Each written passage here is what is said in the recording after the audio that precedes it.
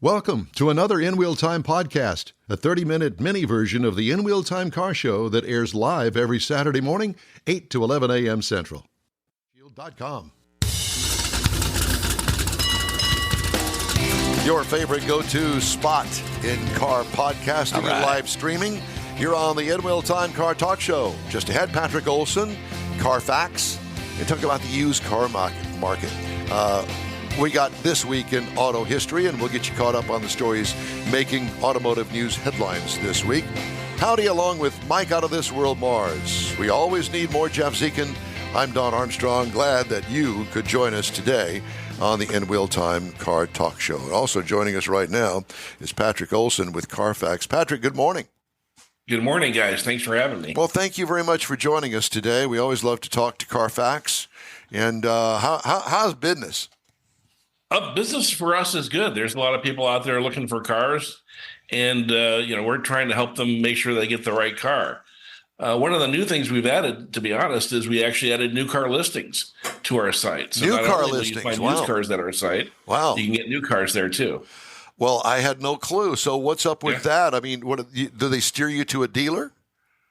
Yeah, that's how all of our listings work, right? New and used. But we know that, almost 2/3 of shoppers are considering both. And so we felt we were not helping out by not having new car listings. So now we've added new car listings to our mix. Huh. Interesting. So how does that work? Okay, so let's just say, for instance, that I'm in the market for a GMC Sierra Denali. Yep.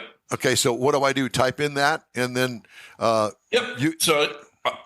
just go to the Carfax.com page like you normally would, put in the vehicle you're looking for, and there's just a little button that says new. And so click new, and we will show you all the new Sierras within, anywhere from 50 miles of your zip code to nationwide, depending on how unicorny you're looking for your truck. Can you drill it down? Can you make it unicorny? You can, although for new, we have fewer tools than we do for used, right? For used, we can help you identify one-owner vehicles or no-accident vehicles. For new, they're pretty much all the same. But, we can say, does it have Apple CarPlay? Does it have, a towing package? Whatever it is that you're looking for, there are some filters on there to help you find the unicorn. So are you able to track, say Mike goes out and buys a new Sierra Denali, and he goes through Carfax. So you've got that logged in somewhere. You've got that data placed somewhere. Now, can you follow that vehicle through Mike's ownership and then down to the next one? By that Absolutely. VIN? So what we follow is when that car gets registered, we'll be notified. We'll make note of that. If it goes through a safety inspection, depending on which oil change shop he takes it to, we'll track that as well. And so we will see all of the touch points that Mike's truck goes through over its life, including onto the next owner or third or fourth or what have you. But you have to take your truck to a place that actually reports that to Carfax, correct? That's absolutely right. And if you're one of those people who changes their own oil, we're not tracking that on the vehicle history report. However, we do have a way that if you change your own oil, you can upload a receipt of the oil you bought into the Carfax Car Care app so that you can show the next potential buyer, hey, I did the work. Here are the receipts for it. I'll store it right in your app. So if I go to someplace, a change shop to have my oil changed, is there a way for me to find out which shops participate? Because to me, that Carfax report is going to add value when I get ready to sell my vehicle. That's absolutely right. So a car with well-documented service history over time, we estimate it's worth about $2,000 more than one that isn't. So you can look at the shop and see if they say they're Carfax affiliated, then you can be sure they're going to take it there. You can ask the person doing the work, are you going to report this to Carfax? And again, if they don't, you can still upload your receipt into the Carfax Car Care app so that you've got a record for the next potential buyer. So this is registered by vehicle, not by dealerships. This is all by VIN, right? This is all by vehicle identification number, not by who's selling. So you could buy from someone who doesn't work with Carfax at all, and we would still track that information in an effort to help whoever the next buyer is understand what your truck has gone through. Yeah, but the majority of the dealerships I see nowadays are registered somehow or affiliated somehow with the Carfax organization. Absolutely. Yeah. No, we definitely have a wide reach. How does that work with let's say, a car dealership? Do they pay you a fee to register themselves to be able to input that information? So the way it works is on a couple different levels. So one, the first level is there are a lot of dealerships we work with where they buy a subscription to look at vehicle history reports, right? Yeah, so every time they see cars coming through the auction, they want to know, was there an accident? How bad was the accident? Where was the accident? Is there signs of odometer tampering? Are there signs of flooding? So that is their first interaction with us, is buying these reports to make sure that they're not buying a car that they're going to be stuck with later. Secondly, a lot of them pay us to run their listings on our site. We're very good at search engine optimization, and we will often be one of the top 1, 2, or 3 results when someone searches for find me a Sierra Denali in Houston. And so a dealer finds that a lot more cost effective than trying to run their own website and trying to fight the SEO wars with AutoTrader or Cars.com, KBB, what have you. Let me expand on that just a minute and throw this wrench into the works. Vroom had a very large presence here in the Houston area. I think it was Texas Auto Direct, if I'm not mistaken. I think that they own that dealership. They must have had 3,000 cars on the lot. Quite a few. So what happens when a company like Vroom goes out of business? What happens to those cars? How do you continue to keep track of all those cars that they assume have registered with Carfax? Well, presumably all of those cars, the whatever holding company is left of Vroom when it's done will be unloading those cars, right? They need to pay off whatever debts they've got, yes, and whatever led them to close in the first place. So they'll get retitled by somebody, and every time they get retitled, we'll know. We work with all the DMVs and all the states to make sure that we're aware of that. Just a short note on that. I went by that dealership probably 4 or 5 days after that announcement, and it was pretty cleaned up. There was probably maybe 200 cars left on that, and a lot of the car carriers, the big long ones that hold 7, 8, 9 cars, they were all lined up, ready to load up and go. But they were cleaning it up pretty quick. That was an old AutoNation dealership when AutoNation was in business, and it was a huge, huge lot. And they had a prep area, a huge garage where they prepped all the cars. It was impressive back when it was AutoNation. I started with AutoNation at that dealership. There was a recon center behind it, and the service center was state-of-the-art back in the time. But it was fun. It was a lot of interesting things and a good concept at the time. Yeah, and to have a big dealership like that go out of business, and the cars that I saw on the lot, they were probably 3, maybe 5 years old, but they were premier, pretty good looking cars. Yeah, the used car market has been, over the last year had pretty high prices. So I can imagine, dealership like Vroom would want to target the cars you're going to get the best return on. The good news for shoppers, though, is used car prices are coming down. We track those month over month, and in January they dropped about anywhere from $500 on average to $1,000 on average from the month before. So we definitely think it's getting to be a better time to buy a used car. Do you think that trend will continue? I do, because right now new car inventory on lots across the country are at a 3-year high, and so that is meaning that automakers are returning to doing low interest rate financing, cash rebates, that kind of thing. And as new car prices come down, that inevitably puts pressure on used car prices to go down, because you have a choice between a new Honda Accord at 0.9% and a used Accord at 7 or 8%, which is around the current used car rates. You might be tempted to get the new one instead. So dealers need to compensate for that by lowering their used car prices. Okay, let's talk about EVs. Do we dare even talk about EVs? Because it seems to be a hot topic these days. Touchy. Except in Chicago, where it was so cold they couldn't get them charged. Yeah, we heard about that. Yeah. I love EVs. I got to tell you, I think the issue with EVs right now is twofold. One is just owner lack of knowledge about how they work and what you have to make sure you do. And secondly, the infrastructure for charging in this country is really poor. And if we're going to have mass adoption, we're going to have a lot more and a lot better chargers out there for people to use. Yeah. Well, and what do you think about pricing? I mean, typically an EV, for the most part, and I'm just going to use Tesla as the benchmark here, and not maybe perhaps Hyundai or something like that, but a more upscale model of an EV. Do people trade them in the same way that they would an ICE car, where the ICE car may have 45,000 miles on it? Do you see that the mileage is greater on an electric vehicle? To be honest, I haven't studied a lot. Actually, my expectation is kind of the opposite. Because EVs need to recharge frequently, I kind of expect EVs to have fewer miles on the car than an ICE car, because it's harder, frankly, and takes longer to recharge them. So I think those drivers are being more selective about how and when they drive them. I think in a lot of cases, it's a second car in a family. Interesting. And grocery getter. And I work with a guy that has a Tesla. It's now a couple of years old. His wife has the gasoline engine, and he's got the Tesla, the electric.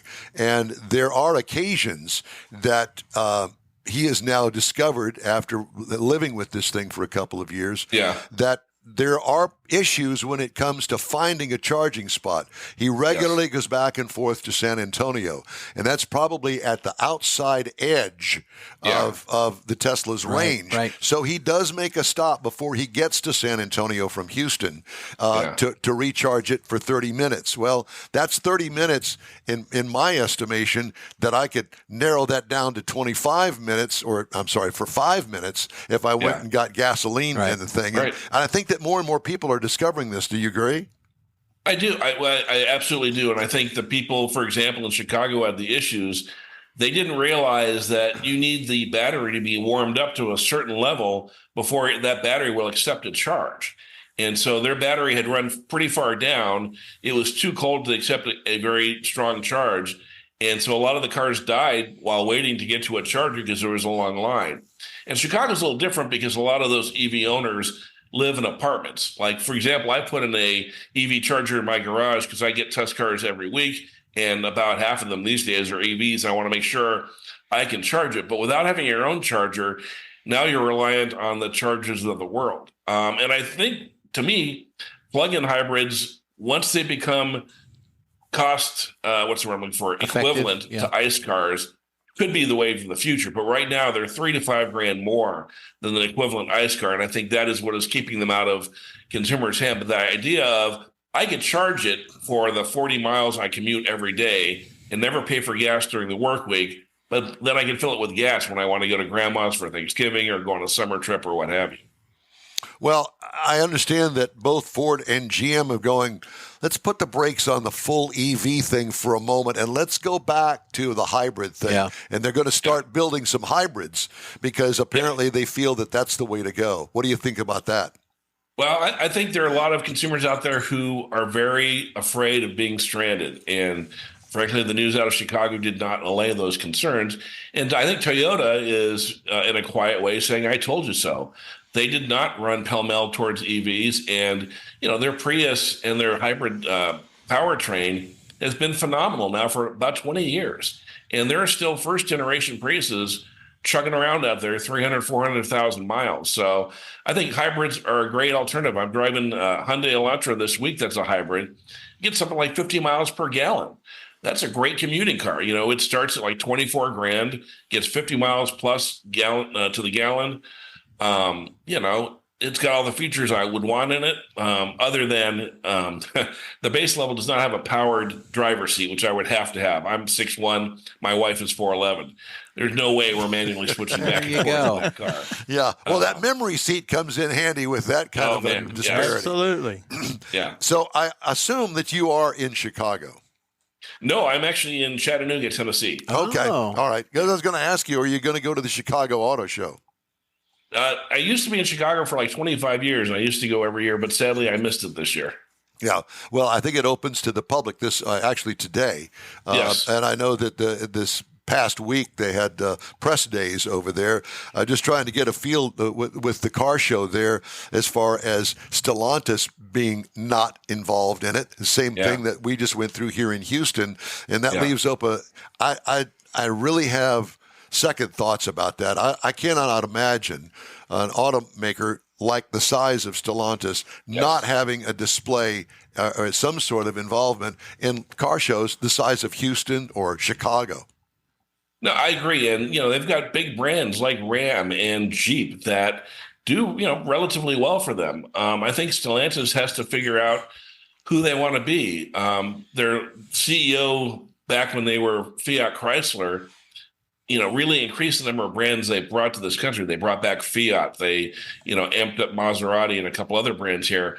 Now, Chrysler has literally one nameplate, and Dodge, I think, has three, and Fiat has one in this country. And at some point, I think there needs to be a culling of the brands for Stellantis to focus on what really matters. And no one wants to see Dodge or Chrysler or Fiat go away necessarily, but there comes a point where it's not sustainable. Well, I'm sure that you saw the news this week that there's rumor that maybe perhaps Peugeot may be buying Stellantis. Did you see that? I did see that. And in some ways, I think it makes a lot of sense globally. But again, only if they get rid of some of these poor performing nameplates. Yeah, I agree with you. Okay, well, back to Carfax. We got a little sidetracked there, but I didn't realize the depth of your knowledge when it comes to the new car market, and that's an exciting thing that you guys are doing. Are you competitive? I assume that you are showing. What are you showing the actual window sticker of these vehicles, or how does the deal work once you go to Carfax and say, oh, well, that's the car that I'm looking for, and it's right down about 10 miles from my house? How does that play out? So you're exactly right. In many cases, not all, but in many cases, we do have the window sticker for the car already on the site. And it just works the way it works with any other sort of third-party site.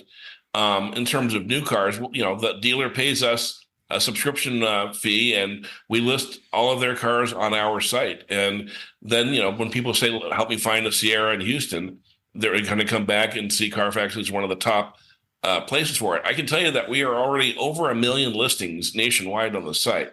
So we have definitely ramped up in a hurry. So you could probably find something in there. If one or two. Listen, if you need to advertise, you got your old friends here in the In-Wheel Time Car Talk Show. So just let us know. Yeah, we can keep you in mind for sure. If they ever put me in charge of advertising, you'll be my first call. I will. We appreciate that. Well, it's always good to talk to you. Carfax is the way to go. You can find out about now new cars as well as used cars. And I want to know if that car that I'm looking at that looks really good, that is wrecked or not. I want to know. I want to know the service history of it. I want to know if there's any warranty left on it, and you guys can help me out with all that. Or a recall. Absolutely. Actually, it's funny you mentioned that, because accident and ownership are really 1 and 2 of what used car shoppers want to know when they're buying. People always think it's price, and it's not. They want to know, what is in that history that's going to bite me. Patrick, it's always great to talk to you. Thank you so much for joining us today. Let's talk again soon. All right, guys. Thanks so much for having me. Thank you. Patrick Olson with Carfax. That is so cool. Yep. You're on the In-Wheel Time Car Talk Show. Thanks for riding with us today. Time now for This Week in Auto History. Mr. Mars has that. Okay. Yes, sir, I do. So a couple of things that we wanted to bring up here and show this week. Yeah, I'm getting there. Did I catch you off guard? Yep. Yeah, we were expecting to go to a break there, but we're good. We were.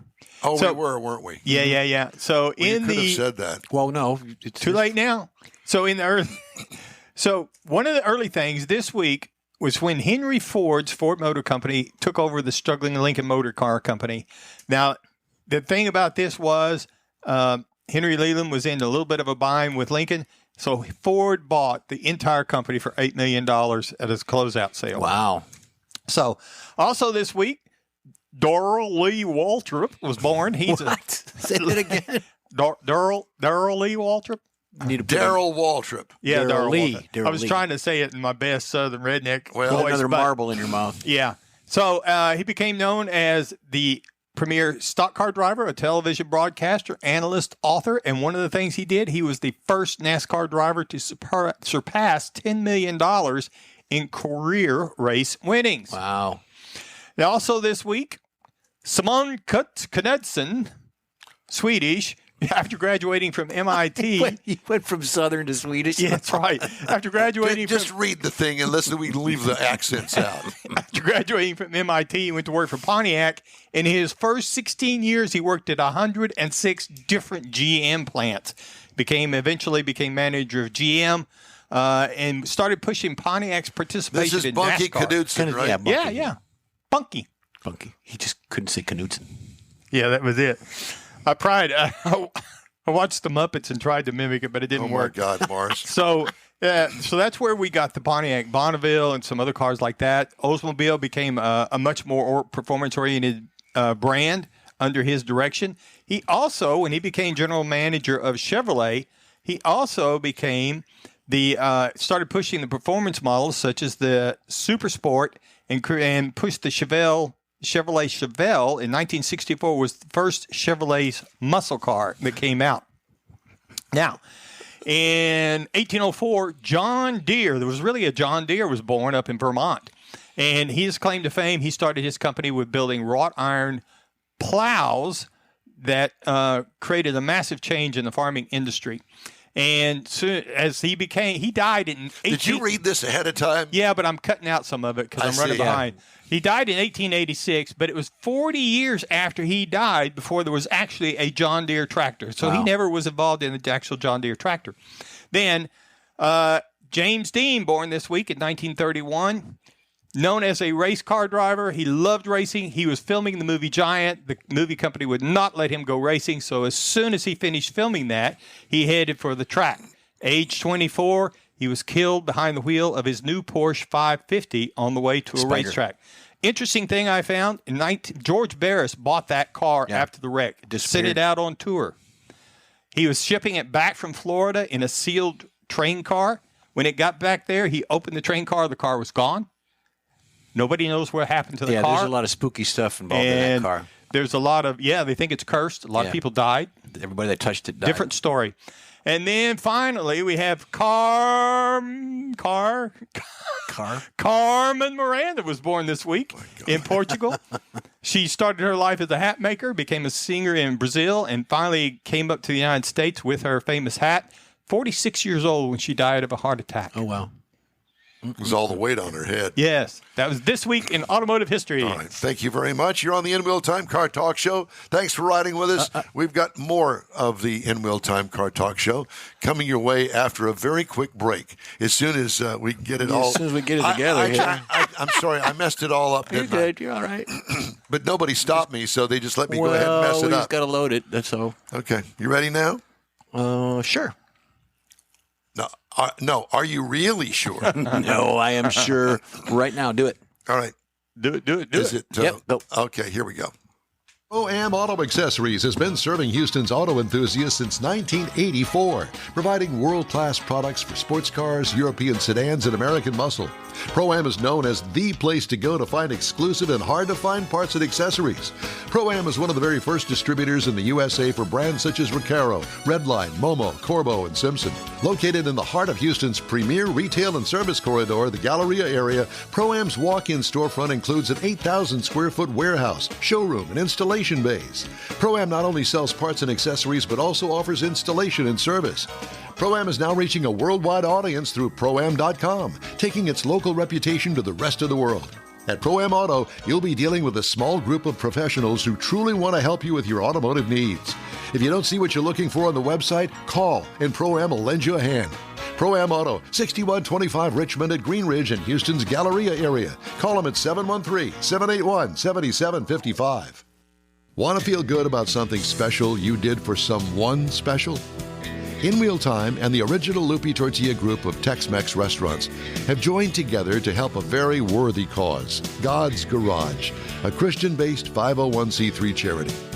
We know there are lots of places and organizations out there where you can donate a car, truck, or SUV, but we're asking you, our car enthusiast family, to consider donating to God's Garage.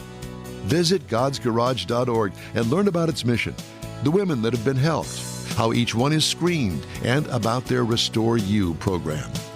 A car donation is an easy way to make a difference in the lives of others. God's Garage needs good operating vehicles, but will take all types in working and non-working condition. Make your heart and soul feel good by donating your gently used vehicle and help support single mothers, widows, and wives of deployed military at godsgarage.org. Hey, the In Wheel Time Car Talk Show is available 24/7 through the iHeartRadio app. Just look for In Wheel Time Car Talk. We also video stream on Facebook, YouTube, and InWheelTime.com. And podcasts are available from your favorite podcast provider. Just wanted to throw that out there at you. By the way, there are a couple of recalls to tell you about today.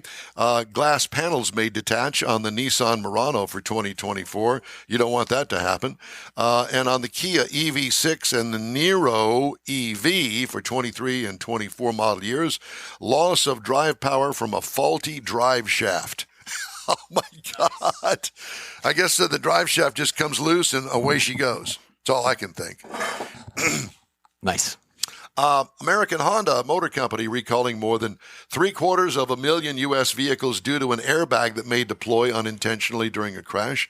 Front passenger seat weight sensor may crack and short circuit, failing to suppress the airbag as intended, according to NHTSA. Recall includes certain Honda Pilots, Accords, and Civic sedans made between 2020 and 2022, and some Honda CR-V and Passport vehicles manufactured between 2020 and 2021. U.S. Transportation Secretary Pete Buttigieg on Monday said human drivers must pay attention at all times after videos emerged of people driving Teslas while wearing what appeared to be Apple's recently released Vision Pro headset. Yeah, I saw that. Amazing. Buttigieg responded on X to a video that had more than 24 million views of a Tesla driver who appeared to be gesturing with his hands to manipulate a virtual reality field. Apple's Vision Pro was released last week and blends three-dimensional digital content with a view of the outside world. Apple, which says people should never use it while operating a moving vehicle, did not immediately respond to a request for comment by our dear friends at Automotive News. Mm-hmm. Are you kidding me? Really? Why would you do something like that? Because you're that kind of person. You're that kind of person. Yes. That's pretty stupid. Yeah. It is. Yeah. But it is. You'd have to be that kind of a person to understand how cool it is. It's like looking through a camera, looking through a camera, like a 35 millimeter camera. It's got a whole different perspective on the world. Yeah. Kaleidoscope. I can only imagine. I mean, I'm getting close to that car. I might as well put the brakes on. I've run into the car. Mm-hmm. Kind of that kind of a thing. I wonder if it has little stars and things like that come up on the screen as part of the bang. After you hit your head, you can see the stars. I'm sure that there's somebody that could be able to tell us, but we really care, to be honest with you. You're right. All right, time now for a quick break. We'll be right back. The In Wheel Time Car Talk Show is streaming and podcasting. Look for us on your favorite podcast provider. The original group of Lupi Tortilla restaurants will have you telling your family and friends just what the original recipes mean when it comes to the best fajitas in Southeast Texas. Founder Stan Holt invites you to visit the original Lupi Tortilla near I-10 and Highway 6. Here's the original house that inspired the design of all the rest and the original charm that helped make Lupi Tortilla the go-to destination for Houston Tex-Mex. Speaking of original, nothing can compete with the original lime pepper marinade that everyone will agree makes Lupi Tortilla award-winning beef fajitas the best anywhere. Lupi Tortilla Katy is another location that gives you the same quality and service Houstonians have come to expect at Lupi's. It's located just off I-10 and the Grand Parkway at Kingsland Boulevard in Katy. Find yourself in Aggieland? Head to the Lupi Tortilla in College Station, located just around the corner from Kyle Field. It's a great place to enjoy those famous frozen margaritas before or after the game. Headed east to Louisiana? Stop in at the Lupi Tortilla in Beaumont. It too's on I-10. You can't miss it. The original group of Lupi Tortilla restaurants invites you in for the best Tex-Mex anywhere. You own a car you love. Well, why not let Gulf Coast Auto Shield protect it? Houstonian John Gray invites you to his state-of-the-art facility to introduce you to his specialist team of auto enthusiasts. We promise you'll be impressed. Whether you're looking to massage your original paint to a like-new appearance, apply a ceramic coating, install a paint protection film, nano-ceramic window tint, or new windshield protection called ExoShield, Gulf Coast Auto Shield is where Houston's car people go. Curbed your wheels? Instead of buying new, why not have them repaired? How about a professionally installed radar detector? Gulf Coast Auto Shield does that too. Get a peek inside the shop and look at the services offered by getting online and heading to gcautoshield.com. Better yet, stop by their facility at 11275 South Sam Houston Tollway, just south of the Southwest Freeway, and get a personal tour. Gulf Coast Auto Shield is your place to go for all things exterior. Call them today, 832-930-5655 or gcautoshield.com. That's it for this podcast episode of the In Wheel Time Car Show. I'm Don Armstrong, inviting you to join us for our live show every Saturday morning, 8 to 11 a.m. Central on Facebook, YouTube, Twitch, and our InWheelTime.com website. Podcasts are available on Apple Podcasts, Spotify, Stitcher, iHeart Podcast, Podcast Addict, TuneIn, Pandora, and Amazon Music. Keep listening, and we'll see you soon.